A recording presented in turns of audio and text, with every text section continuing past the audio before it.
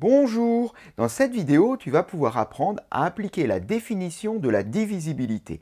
Plus précisément, ici, on va en profiter pour faire ce qui s'appelle une démonstration par l'absurde. Alors, on voudrait démontrer ici que pour n'importe quel entier relatif n, le nombre 6n plus 5 n'est pas divisible par 3. Déjà, en quoi consiste cette fameuse démonstration par l'absurde? On dit également raisonnement par l'absurde.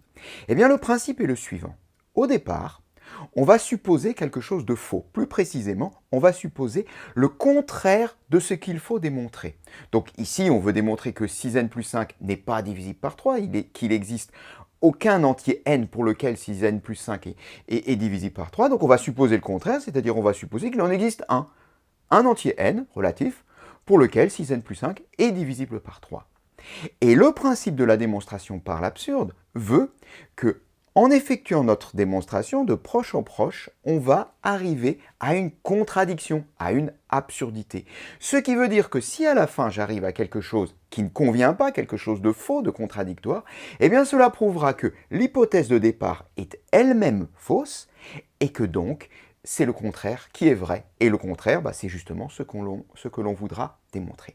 Alors commençons déjà par poser ceci, c'est-à-dire qu'il existe un entier relatif n pour lequel 6n plus 5 est divisible par 3. Démonstration par l'absurde.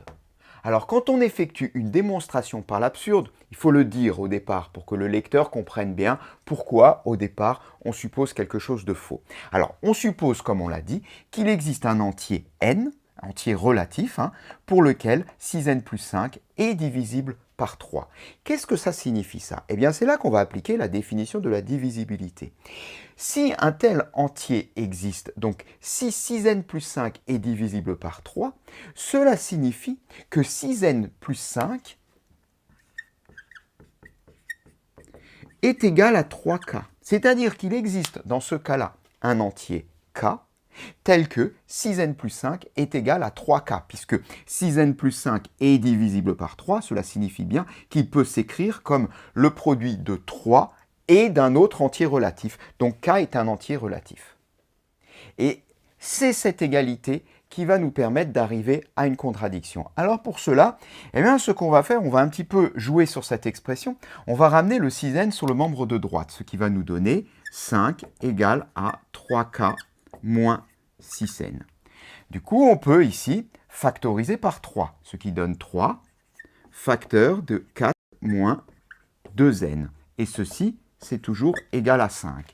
Eh bien, on l'a, notre contradiction, on l'a devant les yeux. On va à nouveau appliquer la définition de la divisibilité, parce que si 5 est égal à 3 fois un entier, ceci c'est un entier relatif, puisque je fais la différence de deux entiers relatifs.